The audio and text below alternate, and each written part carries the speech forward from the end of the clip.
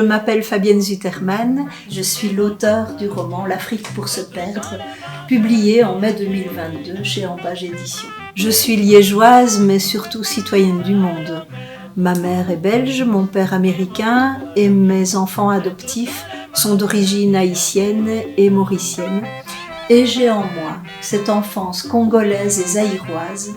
On peut dire que mon cœur est vraiment de toutes les couleurs.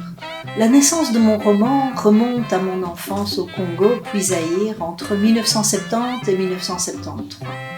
J'avais entre 6 et 9 ans. Dès que mon pied a foulé le sol congolais, j'ai bu la tasse d'une foule de sensations. Les parfums sublimés par la chaleur, la lumière, le soleil irradiant, les couleurs vives, les craquements des sentiers de terre battue sous mes pieds nus, cette poussière de sable léger qui rend par moments la vision un peu floue, et ma main d'enfant dans celle de Milou, ma maman, percevant du bout des doigts la sève aventureuse qui montait en elle, mais aussi une large fêlure au cœur. M'arrivera-t-il encore un jour d'être heureuse ? C'est l'une des phrases qu'elle avait écrites dans un petit cahier que j'ai retrouvé après son décès à mes 17 ans. Cette découverte a été un vrai choc. Sa pensée, d'une écriture nerveuse, très penchée vers la gauche, ouvrait une brèche dans l'opacité du silence. La sensation que ma mère me confiait son intimité, à moi, personnellement. Des années plus tard, les mots de Milou ont brûlé de sauter sur mes propres pages d'écriture. Nos mots se sont entrelacés sur le papier, en une danse qui faisait écho aux danses de la petite Lise.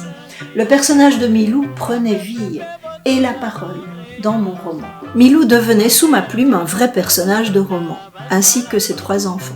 Un personnage à l'esprit indépendant, une femme moderne, anticonventionnelle qui rompt les amarres avec son passé. Elle entame une procédure de divorce et décide de se perdre le plus loin possible avec ses enfants pour que leur père américain ne les retrouve jamais. Elle a 37 ans lors du départ en Afrique et un diplôme de psychologue en poche qui lui permettra d'enseigner. Alix a 12 ans, John 9 ans et la petite Lise bientôt 6 ans. C'est une époque où l'éducation nationale congolaise embauche des professeurs de tous horizons dans l'objectif de mieux se désolidariser un jour de la Belgique. Milou pose un geste fort, unique pour l'époque. Lise et John iront à l'école publique qu'aucun blanc ne fréquente. Ils y reçoivent la même éducation patriotique que les enfants congolais. Ils y vivent les grands bouleversements historiques quand le Congo devient le Zaïre en octobre 1971. Au-delà des émotions familiales, vibre évidemment celle d'une nation toute jeune, encore grisée de son indépendance, nourrie d'espoir et à la recherche de ses racines. Et la petite Lise aussi est à la recherche de ses racines paternelles. Ce n'est donc pas étonnant si elle vibre à ce point au diapason des émotions du pays. Lise vous chuchote aussi à l'oreille ses secrets d'enfant. À quelles armes peu communes elle a eu recours pour se faire respecter. Les enfants confient rarement leurs secrets de honte ou de peur d'être mal jugés.